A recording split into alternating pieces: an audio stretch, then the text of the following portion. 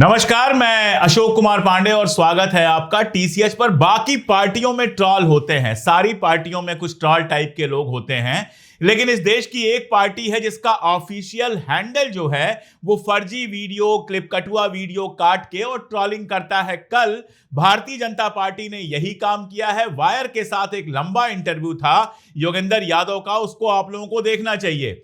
उसमें से एक क्लिप निकाली, छोटी सी, आगे पीछे हटा दिया और उस क्लिप को चलाकर साबित करने लगे कि राहुल गांधी के पास कोई सबूत नहीं है, इसलिए वो कोर्ट में नहीं जा रहे हैं।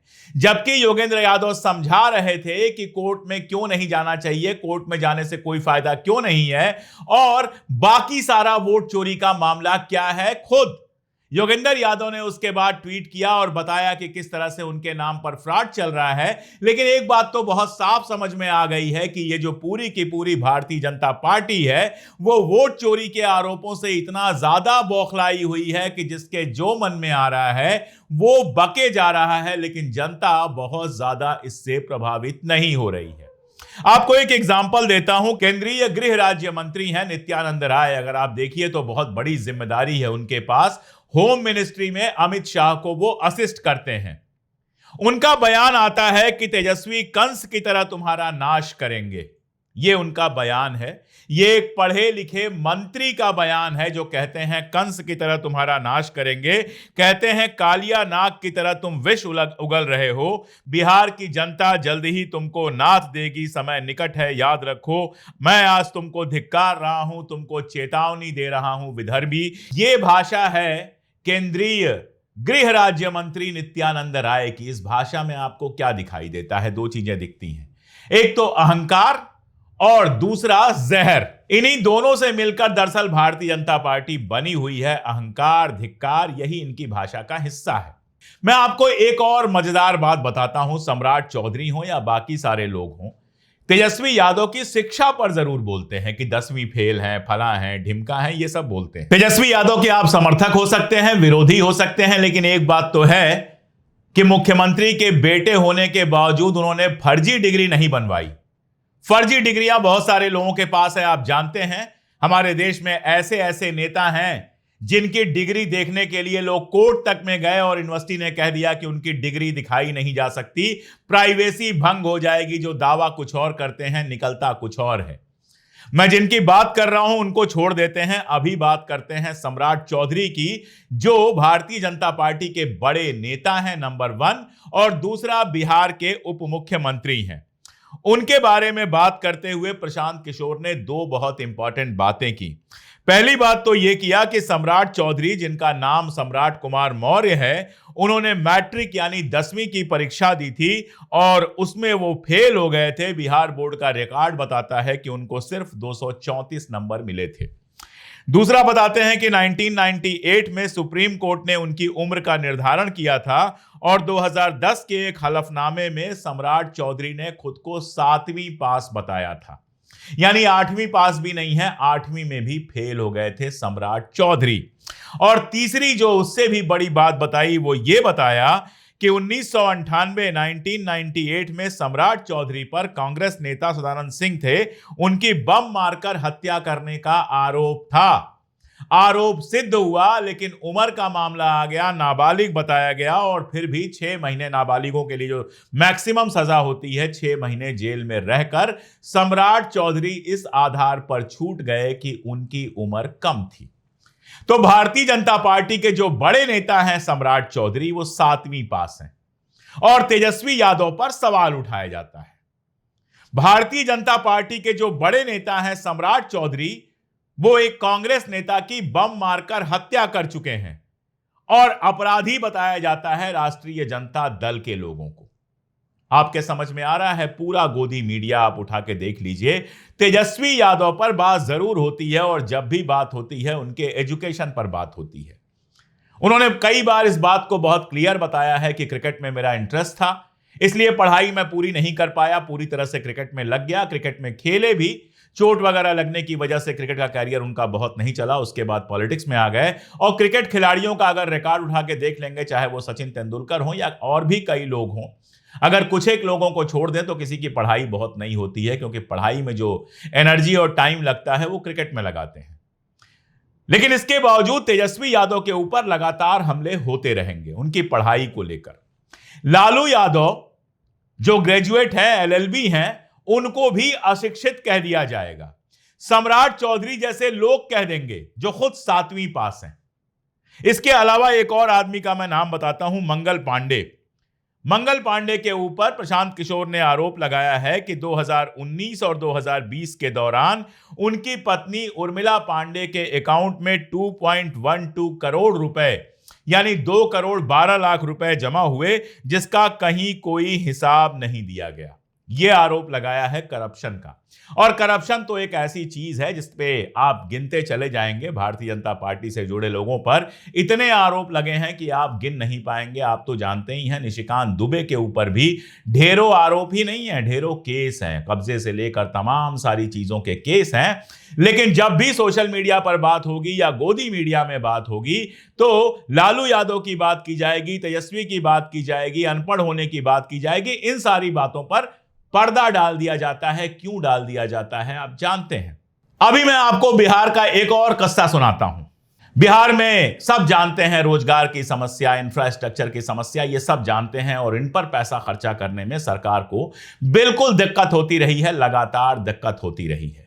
लेकिन चुनाव आया और 10,000 करोड़ रुपए खर्च किए जा रहे हैं। किस बात के लिए? हर महिला को 10,000 रुपए उसके अकाउंट में दिया जाएगा। एक सीधा सवाल है आपसे, यह घूस नहीं है तो और क्या है? 5 साल में आपको नहीं सूझा 10,000 रुपए देना?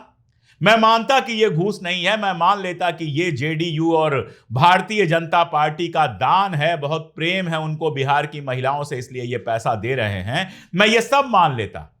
लेकिन मैं तब मानता जब पिछले 5 साल में हर साल नवरात्र के पहले दिन 10,000 रुपए बिहार की हर महिला के अकाउंट में पड़ जाते। नहीं पड़े। 4 साल आपको नवरात्रि पर महिलाओं की याद नहीं आई। 5वें साल में आप 10,000 रुपया महीना हर महिला के अकाउंट में डाल रहे हैं। यह सीधे तौर पर घूस देना है, इसके अलावा कुछ नहीं है। और घूस भी सरकारी पैसे से देना है। ना मोदी जी अपने पैसे से दे रहे हैं, ना नीतीश कुमार अपने पैसे से दे रहे हैं।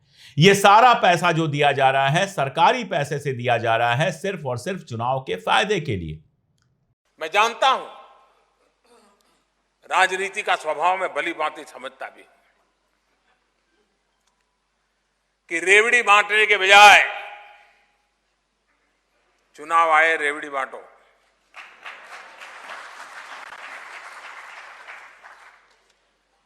लेकिन क्या रेवड़ी बांटने के बजाय भी देश को मजबूत करने के लिए कोई और रास्ता नहीं हो सकता है? क्या सिर्फ सत्ता और वोट की ही चिंता करेंगे? हमने वो रास्ता चुना है, कठिन है, लेकिन वो रास्ता चुना है और उसमें हम एम्पावरमेंट ऑफ पीपल उसको हम कर रहे हैं। और उसके कारण मेरी आलोचना भी होती है, क्योंकि रेवड़ी बांटो तो जय जयकार करने वाले बहुत लोग हो जाते हैं। मेरी आलोचना भी होती है, बहुत आलोचना होती है। मैं जानता हूं इस बात को कि 10,000 रुपए एक महिला के लिए बड़ी बात है, और खासतौर पर गरीब घर की महिला के लिए तो बहुत बड़ी बात है, जिसके घर में बड़ी मुश्किल से महीने में 10,000 रुपए की कमाई होती है या कई बार उतनी भी नहीं होती है। और खासतौर पर ग्रामीण इलाकों में जहां खेती सबसे बड़ी चीज है, जहां अनाज तो घर में होता है लेकिन कैश नहीं होता है, कैश इकॉनमी है नहीं, वहां अगर एक महिला के खाते में 10,000 रुपए पहुंचते हैं तो पूरे परिवार के लिए बड़ी राहत है, इसमें कोई दो राय नहीं है। लेकिन यह राहत चुनाव में ही क्यों याद आती है? यह राहत चुनाव के पहले क्यों नहीं याद आई? यह राहत 5 साल तक क्यों नहीं याद आई? 11 साल तक क्यों नहीं याद आई? 20 साल तक क्यों नहीं याद आई? आज नया नया शासन तो बना नहीं है इनका, तो 10,000 करोड़ रुपए खर्च कर दिए जाएंगे सिर्फ चुनाव जीतने के लिए। विकास के लिए जब पैसे खर्च करने हो तो पैसे नहीं होंगे। बिहार पूरी तरह से कर्ज में डूबा रहेगा। और वही होगा कि एक बार जब चुनाव खत्म हो जाएगा तो नए नए टैक्स लगेंगे, जो जनता के लिए योजनाएं हैं उनमें से पैसे कटेंगे। आप देखिए, दिल्ली में चुनाव था और दिल्ली में घोषित किया गया कि हर महिला के खाते में 2,500 रुपए पहुंचेंगे। आज 6-8 महीने हो गए जीते हुए भारतीय जनता पार्टी को, आज तक किसी महिला के खाते में 25 रुपए भी नहीं पहुंचे। क्यों? क्योंकि चुनाव निकल गया, काम निकल गया। अब क्या करना है? अब जब फिर अगला चुनाव आएगा उसके पहले ऐसे ही पैसा देकर लोगों को बेवकूफ बनाया जाएगा। सवाल यही है कि लोग कब तक बेवकूफ बनते रहेंगे। सीएजी की जो अभी रिपोर्ट आई है जिसमें बताया जा रहा है कि कई राज्य 28 राज्य ऐसे हैं जो जबरदस्त कर्जे में डूबे हुए हैं, जिनका जो ग्रास डोमेस्टिक प्रोडक्ट है उसका 28% कर्जे के भरोसे चल रहा है।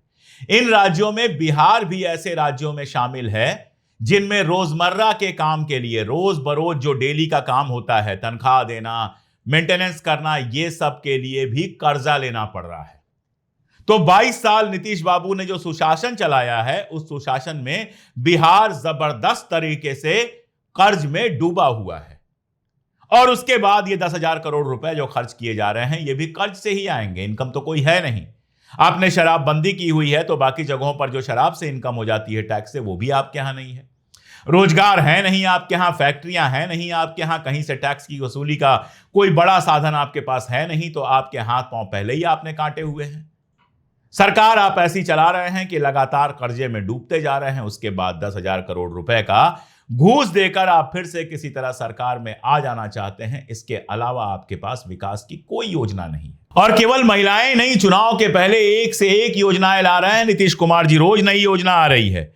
बिहार महादलित विकास मिशन के तहत काम करने वाले प्रत्येक विकास मित्र को टैबलेट खरीदने के लिए 25,000 रुपए दिए जाएंगे। ये सीधे कैश देने का मामला है। टैबलेट नहीं दिया जा रहा है कि सरकार सस्ते दाम पर, अगर मान लीजिए इतना सारा टैबलेट कहीं एक जगह से खरीदना है तो सरकार को 25,000 का टैबलेट 17,000 और 18,000 में मिल जाएगा। लेकिन नहीं, तब फील नहीं आएगा। यहां लोगों के अकाउंट में 25,000 रुपए डाल दो, उसके बाद लोग फर्जी बिल बनवाएं या 10,000 का टैब खरीद के 25,000 का बिल बनवाएं। ये लोगों के ऊपर छोड़ दिया है। सरकारी पैसा लुटाओ ताकि लोग वोट दे आपको। और आगे देखिए, शिक्षा सेवक जो हैं उनको स्मार्टफोन खरीदने के लिए 10,000 रुपए की राशि दी जाएगी। इसके अलावा 125 यूनिट तक बिजली मुफ्त करने की बात है। वृद्धावस्था पेंशन 400 से बढ़ाकर 1100 करने की बात है। और आंगनवाड़ी कार्यकर्ताओं के मानदेय बढ़ाने की बात है। इस तरह जो है तमाम सारी बातें दिखाई दे रही हैं। चुनाव के पहले खर्चे तमाम सारे दिखाई दे रहे हैं। और इसी के साथ देख लीजिए कि बिहार की फाइनेंशियल कंडीशन क्या है। कैग ने 2 महीने पहले मांगा था बिहार सरकार से हिसाब 70,000 करोड़ रुपए का। यानी 70,000 करोड़ रुपए कहां खर्च हुए हैं, यह पूछा था बिहार सरकार से। 70,000 करोड़ रुपए, अंडरलाइन कर लीजिए। इस 70,000 करोड़ रुपए का बिहार सरकार ने कोई हिसाब नहीं दिया था। यानी 70,000 करोड़ रुपए कहां चले गए, यह बिहार सरकार को पता नहीं है। रिपोर्ट के मुताबिक ये जो रिपोर्ट आई है सीएजी के, वो ये बताती है कि 70,877.61 यानी 17,877.61 करोड़ रुपए, यानी मोटा मोटी 71,000 करोड़ रुपए कहां खर्च हुए हैं, इसका कोई हिसाब नहीं दिया है बिहार सरकार ने। इसका जो उपयोगिता प्रमाण पत्र होता है, यूसी होता है, उसको दाखिल ही नहीं किया गया। ये कौन से पैसे थे? ये वो पैसे थे जो विभिन्न योजनाओं और कार्यक्रमों के लिए आवंटित किए गए थे। अब बहुत मुमकिन है कि ये योजनाएं और कार्यक्रम कागज पर हो गए और इनका कोई हिसाब किताब ना हो, क्योंकि इसका बड़ा हिस्सा अधिकारियों और नेताओं के पॉकेट में चला गया होगा। यह रिपोर्ट यह भी बताती है कि पिछले वित्तीय वर्ष की तुलना में, यानी सिर्फ पिछले साल की अगर हम बात करें, तो जो देनदारियां हैं बिहार सरकार की, जो लोन चुकाना है उसको, उसमें जो बढ़ोतरी हुई है वो 12.34% हुई है। जो 71,000 करोड़ का हिसाब मैंने आपको बताया, उसमें से 14,452.38 करोड़ रुपए तो वो था जो 2016-17 से पहले का था। पैसा आ गया, आवंटन हो गया, काम कागज पर हो गया, लेकिन उसका कोई हिसाब किताब सरकार के पास नहीं है। आप समझ सकते हैं कि नीतीश कुमार कैसी सरकार चला रहे हैं जहां 71,000 करोड़ रुपए का कोई हिसाब किताब नहीं है। लूट मची हुई है बिहार में, यह कहने के लिए अलग से कुछ बताना जरूरी नहीं है। सीएजी की यह रिपोर्ट ही काफी है। हां, अगर यूपीए की सरकार होती, कांग्रेस की सरकार होती, तो सीएजी की इस रिपोर्ट के बाद सारा गोदी मीडिया चीख रहा होता, चिल्ला रहा होता, हर जगह 9 बजे यही बहस चल रही होती।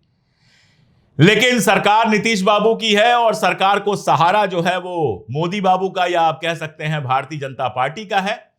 तो अब दोनों मालिक हैं, तो बोले कौन? जब तक भारतीय जनता पार्टी सपोर्ट करती रहेगी नीतीश कुमार को, या फिर ऐसे कहें कि जब तक नीतीश कुमार भारतीय जनता पार्टी की गोद में बैठे रहेंगे, तब तक गोदी मीडिया इन 71,000 करोड़ रुपयों का कोई हिसाब नहीं मांगेगा। तब तक गोदी मीडिया यह सवाल नहीं उठाएगा कि 4 साल तक कुछ न करने के बाद 10,000 करोड़ रुपए महिलाओं के ऊपर जो खर्च करने की बात है, हर महिला के खाते में 10,000 रुपए भेजने की जो बात है, वो सिर्फ चुनावी घूस है या इससे ज्यादा कुछ? कोई सवाल नहीं होगा, तालियां बजाई जाएंगी, वाह नीतीश कुमार ने महिलाओं के लिए इतना कर दिया। यही कोई कांग्रेस की या विपक्ष की सरकार कर दे तो सीना पीटने लगेंगे गोदी मीडिया वाले कि सरकारी पैसा जो है वो वोट के लिए बर्बाद किया जा रहा है। अब गोदी मीडिया की हकीकत रोज रोज बताने की जरूरत नहीं है, वो आप अच्छी तरह से जानते हैं। गोदी मीडिया वाले बड़ी स्टाइल में हमको यूट्यूबर कहते हैं, लेकिन हम तो यूट्यूबर सुन के खुश होते हैं क्योंकि हम किसी के हाथ बिके नहीं हैं। अपनी हिम्मत से सरकार के खिलाफ आवाज उठाते हैं और हमारी कोई ताकत है तो न वो कोई कारपोरेट है, न कोई सरकार है, सिर्फ और सिर्फ आप हैं, जिसके सहारे, जिसके दम पर हम बिना डरे, बिना झुके लगातार हक की बात करते रहते हैं, सच बताते रहते हैं, वो सच जो गोदी मीडिया आपसे छुपाता है। ये ताकत और बढ़े, इसके लिए जरूरी है आप हमारे साथ आएं, हमारे वीडियोस को देखें। चैनल को सब्सक्राइब ना किया हो तो सब्सक्राइब कर लें, वीडियोस को अपने रिश्तेदारों और दोस्तों तक पहुंचाएं और अगर मुमकिन हो तो हमारा चैनल ज्वाइन कर लें। आप 3 रुपए रोज से भी कम पर हमारे चैनल को ज्वाइन कर सकते हैं। करना कुछ नहीं है, ज्वाइन बटन दबाना है या फिर डिस्क्रिप्शन और पिन कमेंट में जाकर जो हमने ज्वाइनिंग के लिए लिंक दिया हुआ है उस लिंक को क्लिक करना है और फिर बड़ी आसानी से आप हमारी मजबूत ताकत बन सकते हैं। आज के लिए इतना ही, बहुत शुक्रिया।